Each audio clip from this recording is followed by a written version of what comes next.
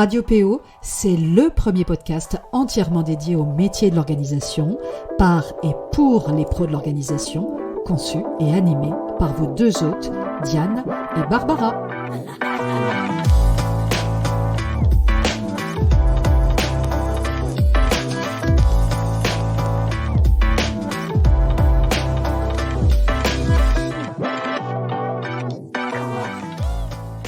Aujourd'hui, vendredi 25 mars, vous le savez probablement, c'est la journée mondiale de la procrastination. Procrastination, vous savez, cette tendance que l'on a tous d'ailleurs à reporter au lendemain, à remettre à plus tard, à temporiser. Donc une journée où, a priori, il est permis de procrastiner. L'occasion pour moi de revenir sur ce qu'est la procrastination et les mécanismes qui sont à l'œuvre quand on procrastine, c'est un sujet que je connais particulièrement bien pour avoir écrit un livre entier sur le sujet qui s'appelle « J'arrête de procrastiner, 21 jours pour arrêter de tout remettre au lendemain », paru en 2016 déjà aux éditions Erol, dans la merveilleuse collection « J'arrête de ». Mais avant de vous parler des ressorts de la procrastination, je vais vous partager quelques chiffres inédits, car une étude Opinionway pour TaskRabbit sur les Français et la procrastination vient d'être publiée aujourd'hui. Et c'est intéressant parce qu'on avait jusqu'à maintenant très peu de chiffres sur l'ampleur du phénomène en France. Je me souviens à l'époque, d'ailleurs, quand j'avais écrit le livre en 2015, que j'avais un petit peu galéré justement pour trouver des chiffres. Alors, on en trouvait notamment aux États-Unis, où ils sont un peu plus avancés sur ces questions. Difficile d'ailleurs de trouver quand même des études scientifiques sur le sujet, mais on avait effectivement quasiment rien pour le territoire français. Alors, l'étude, elle révèle que les Français sont 88% quand même à repousser leurs tâches ménagères ou de bricolage. Deux raisons principales à la procrastination sont évoquées donc par les répondants. Le manque de motivation, pleinement assumé par 69% des Français, et le manque de temps, excuse refuge, pour 59% des répondants qui procrastinent. Et 19% des Français concernés font quant à eux part de leur anxiété, les tâches ménagères et le bricolage les stressent. On y apprend aussi dans l'étude que la procrastination est un indicateur de différence générationnelle, c'est assez intéressant et effectivement les résultats sont criants. Les personnes âgées de 18 à 24 ans, donc les jeunes, sont, ce qui n'est pas étonnant d'ailleurs, les plus disposées à procrastiner puisqu'elles sont 80% à le faire et à le faire également pour 58% d'entre elles, au moins régulièrement, en tous les cas de manière régulière, contre 34% de l'ensemble des répondants. Et la tâche la plus repoussée par la génération Z, ça ne va pas vous surprendre, c'est le ménage à 65%. Alors, ça rejoint un petit peu ce que j'avais indiqué dans mon livre à l'époque, puisque j'avais écrit que, selon de rares études sur le sujet, la procrastination touchera environ 30% de la population mondiale et jusqu'à 50% des étudiants, chez qui elle occuperait jusqu'à un tiers du temps de veille. Il est même question d'ailleurs, quand on parle de procrastination, du syndrome de l'étudiant. Mais quand même, le constat est à nuancer parce que justement, s'ils remettent souvent à plus tard, les 18-24 ans s'avèrent en revanche plus rigoureux que leurs aînés quand il s'agit de se mettre à l'ouvrage. 41% d'entre eux effectueront finalement leurs tâches à faire dans la journée contre 16% des seniors. Et si les 18 à 24 ans sont les plus enclines à repousser les tâches ménagères ou de bricolage, ça ne signifie pas pour autant qu'elles fuient leurs obligations. 44% des jeunes font le choix de travailler ou d'étudier au détriment des tâches domestiques. Et ça, c'est une donnée intéressante parce qu'il est important finalement de garder à l'esprit que la procrastination, c'est pas de la paresse. Et lorsque, souvent, y compris presque dans l'inconscient collectif, lorsque l'on pense procrastination, on imagine facilement une personne avachie sur son canapé qui préfère, entre guillemets, passer du bon temps et paresser plutôt que justement de se mettre en action, de se mettre à l'ouvrage, etc. Or, contrairement à ce qu'on pourrait finalement un peu trop facilement penser, les personnes qui procrastinent seraient même plutôt actives et bien organisées, mais avec ce qu'elles aiment faire, ce qu'elles maîtrisent et ce qui a du sens pour elles. Elles font simplement le choix, conscient ou inconscient, d'une action au détriment d'une autre qu'elles préfèrent reporter à un moment ultérieur. Il n'est pas rare d'ailleurs qu'elles soient si occupées qu'elles finissent finalement par être débordées. Mais alors, justement, c'est un peu ce que j'ai envie de partager avec vous. Aujourd'hui, comment est-ce qu'on peut expliquer le phénomène? Qu'est-ce qui se passe dans le cerveau d'une personne qui procrastine?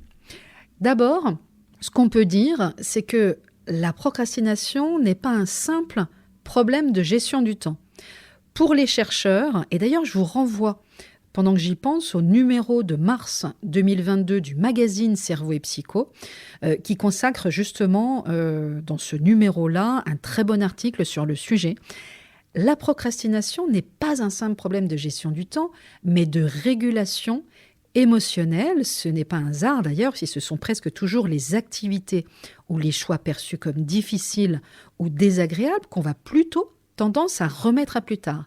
Et si c'était aussi simple à gérer qu'un problème de gestion du temps, entre guillemets, si tant est qu'un problème de gestion du temps soit simple, ce qui est souvent loin d'être le cas, et croyez en mon expérience, les procrastinateurs ne seraient pas aussi nombreux.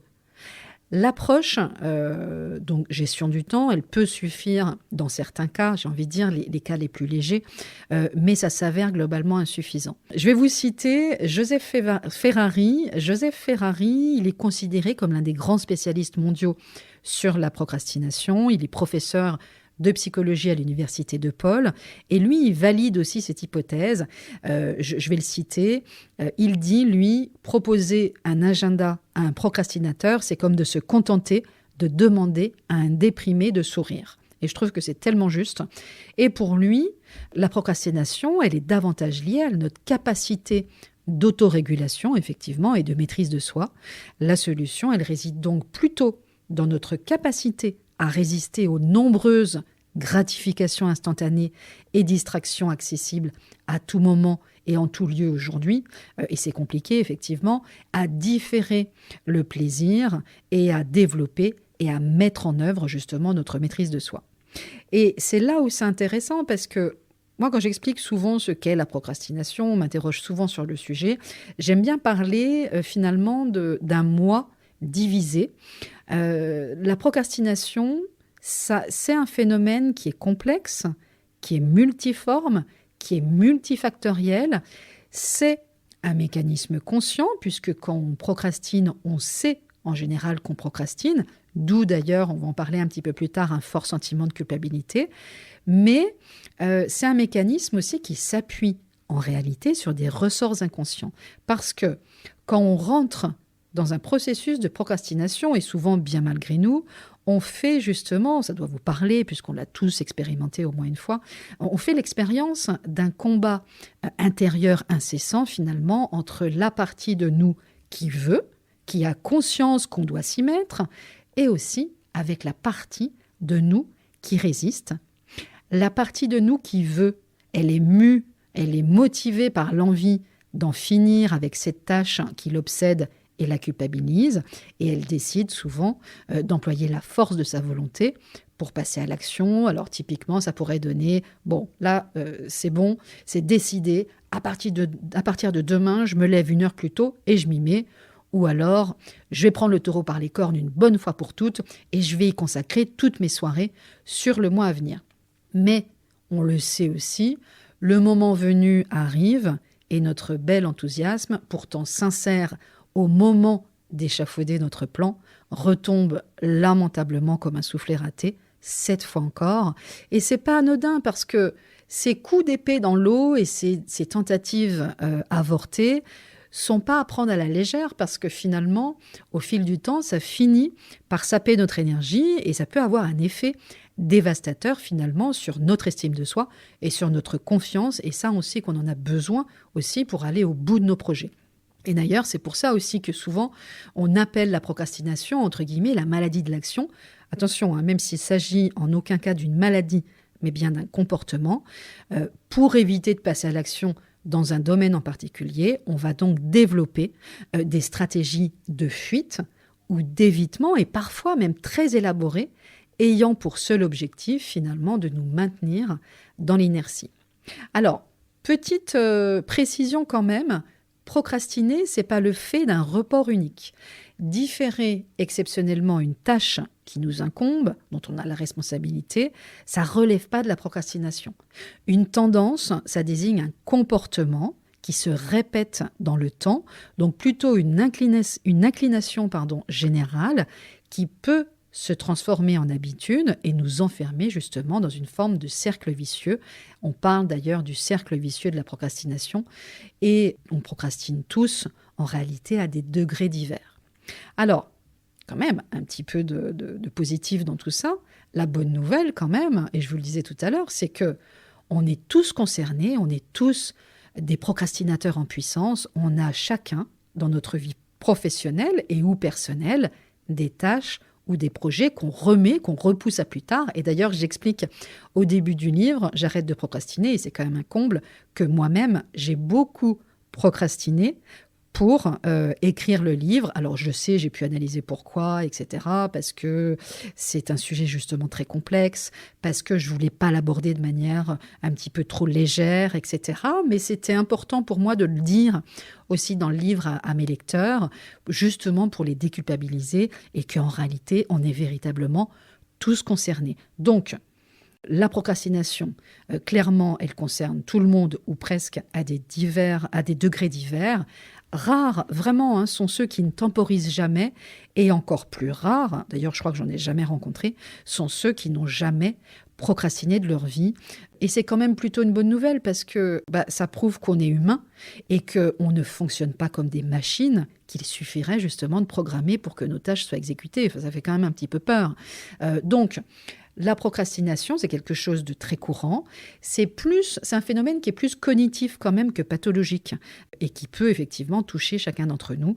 On est donc sur un comportement plutôt banal qui fait justement de nous des humains à part entière et non donc des machines à faire, avec des forces mais aussi des faiblesses, des envies, des désirs, des hausses et des baisses d'énergie, etc., etc. Mais attention quand même parce que finalement, derrière un phénomène un petit peu à la mode, très prisé par les médias, surtout autour du 25 mars, puisque c'est la journée mondiale de la procrastination, et parfois quand même abordé de manière un peu superficielle, il suffit avec un petit peu de volonté, se cache quand même, dans certains cas, moi j'ai pu le rencontrer à différentes reprises, une réelle souffrance qu'il est important quand même de prendre au sérieux. Et effectivement, la procrastination, ça peut devenir un véritable handicap aussi et générer de profondes souffrances avec parfois des conséquences dramatiques, des conséquences financières, des pénalités, des agios, etc. L'isolement social, typiquement des personnes qui ne parviennent plus à reprendre la main sur leur chez-soi, sur leur intérieur, qui sont complètement encombrées, complètement dépassées aussi par le nombre d'objets chez eux ou par l'entretien simplement du foyer, de la maison, vont progressivement finir par exemple par s'isoler de l'extérieur, par ne plus recevoir du tout et par se couper en réalité du monde. On peut avoir aussi des conséquences en termes de dépréciation de soi, j'en parlais un petit peu tout à l'heure, mais aussi de dépression, de perte d'emploi, des problèmes d'hygiène et de santé, etc. etc. Alors, quand est-ce qu'il faut s'inquiéter ou quand est-ce qu'il faut consulter? Parce qu'on pose aussi souvent la question. Alors, moi, ça c'est mon point de vue que je vous partage. Je crois qu'on peut commencer à s'inquiéter justement quand précisément les conséquences de notre procrastination deviennent pénalisantes, que ce soit pour soi, mais aussi pour les autres. Pour soi, par exemple, quand vos reports incessants finissent par vous coûter cher, en énergie, mais également plus concrètement en agio, en pénalité, comme je disais tout à l'heure, ou encore quand vous perdez, par exemple, le bénéfice d'une prime ou d'un remboursement, faute d'avoir envoyé votre dossier dans les temps. Et puis au travail, le travailleur qui procrastine, il peut pénaliser son équipe et tous ceux finalement qui dépendent même en partie de son travail. Je voulais aborder aussi une petite notion, puisque quand on parle de procrastination, c'est un autre nom d'ailleurs de la procrastination, on parle aussi de retard coupable. Et effectivement, la procrastination, ça va de pair avec un sentiment de culpabilité. On se sent coupable, à des degrés divers, de ne pas accomplir notre tâche. On se sent en quelque sorte en faute. On l'a tous déjà ressenti, ce sentiment au moins une fois. Et cette mauvaise conscience que l'on ressent, qu'on n'accomplit pas notre tâche, véritablement, elle nous empêche de vivre sereinement le choix qu'on a fait, celui de nous consacrer à une autre tâche ou de ne rien faire du tout au lieu de nous atteler à ce qu'on considérait finalement comme une obligation. Et sans sentiment d'obligation, finalement, il n'y a pas de culpabilité. On parle aussi du poids, justement, de la procrastination. Poids, entre guillemets, finalement, et de la charge mentale qu'elle va créer, qu'elle va générer. Selon Rita Emmett, qui est auteure d'un livre qui date un petit peu, mais qui est très bien, de 2001, qui est paru aux éditions de l'Homme, qui s'appelle toujours d'ailleurs « Ces gens qui remettent tout au lendemain ». Elle nous dit dans ce livre, et d'ailleurs elle a appelé ça la loi d'Emmett, on dépense davantage de temps et d'énergie en vivant dans la crainte d'une tâche à accomplir qu'en l'accomplissant tout bonnement. Et c'est vrai, qui n'a jamais été épuisé au moins une fois à force de porter le poids de son obligation et de, entre guillemets, penser son action sans jamais finalement passer à l'action. Et passer son temps justement à procrastiner, c'est hautement énergivore et bien plus énergivore souvent que si nous avions choisi justement d'accomplir nos obligations. C'est là où il y a vraiment un cercle vicieux aussi. Se sentir coupable, ça va mobiliser énormément d'attention et d'énergie et remettre constamment au lendemain, puis culpabiliser de remettre au lendemain. Ça va entraîner une forte mobilisation d'énergie, ce qu'on appelle un effort cognitif, une charge mentale justement, une surcharge mentale même, qui va générer tension, angoisse, fatigue, perte de concentration, tendance justement à ruminer un petit peu sa faute. Donc, en identifiant ce que vous avez, vous, tendance à procrastiner, et pourquoi vous avez plutôt tendance à procrastiner cette tâche, par exemple, vous pourrez prendre justement la mesure de la charge mentale créée par toutes ces tâches que vous procrastinez, un poids finalement que vous traînez avec vous jour après jour, parce que ce que vous portez et que vous gardez à l'esprit, et parfois, attention, parfois depuis des années, ne sont pas seulement ces tâches que vous reportez, mais c'est aussi tout ce qui vous retient de vous y mettre. Ça peut être vos freins, vos blocages, etc., etc. On reviendra d'ailleurs, si ça vous dit, si ça vous intéresse, sur justement les différentes stratégies qu'on peut mettre en place. Justement, alors il y en a beaucoup, il n'y en a pas qu'une. Ça va vraiment dépendre aussi des raisons pour lesquelles vous procrastinez. Donc il n'y a pas une seule réponse unique. Mais en tous les cas, on pourra, dans un prochain épisode, aborder un petit peu les différentes stratégies qu'on peut développer, adopter, mettre en place, tester, voire tout simplement aussi pour passer de l'inertie à l'action et pour, en tous les cas, un peu moins procrastiner. Vous me direz d'ailleurs éventuellement si ça vous intéresse, si vous êtes partant. Pour conclure, moi, ce que je peux quand même vous dire, parce que j'ai toujours à cœur, quand je parle de procrastination, de sortir un petit peu de quelque chose qui semblerait un petit peu fataliste. Il n'y a pas de fatalité, on n'est pas procrastinateur une fois pour toutes, toute sa vie, comme si on était estampillé un peu procrastinateur. Il est possible d'en venir à bout. Et moi, ce qui m'intéresse justement, c'est à la fois de déculpabiliser et puis surtout de redonner confiance dans votre capacité ou dans la capacité d'un procrastinateur à aller en réalité véritablement au bout de quelque chose, au bout d'une tâche, au bout d'une mission, au bout d'un projet ou même y compris d'un micro-objectif. Donc la procrastination, ça peut aussi avoir du bon. Et il peut même être utile également de noter que reporter une tâche d'un jour ou deux, c'est pas toujours négatif. C'est simplement faire le choix d'une action au détriment d'une autre. C'est même parfois la meilleure décision à prendre. Et on parle alors justement de procrastination positive. Et dans certains cas, en effet, il est tout simplement préférable de se donner un temps de réflexion, avant de passer à l'action, parce qu'on le sait, la précipitation est mauvaise conseillère. Et ce besoin d'ailleurs de passer à l'action à tout prix, sans réfléchir, s'appelle justement aussi la précrastination. On connaît un petit peu moins la précrastination, on connaît mieux la procrastination, mais il faut bien garder à l'esprit que la précrastination procrastination n'est pas plus efficace que son opposé. Et derrière ce concept de procrastination positive, moi que j'aime beaucoup et qui a le mérite justement de proposer une perspective déculpabilisante du phénomène, une idée simple, celle de lutter contre l'activisme à tout va et de réapprendre à appuyer sur le bouton pause.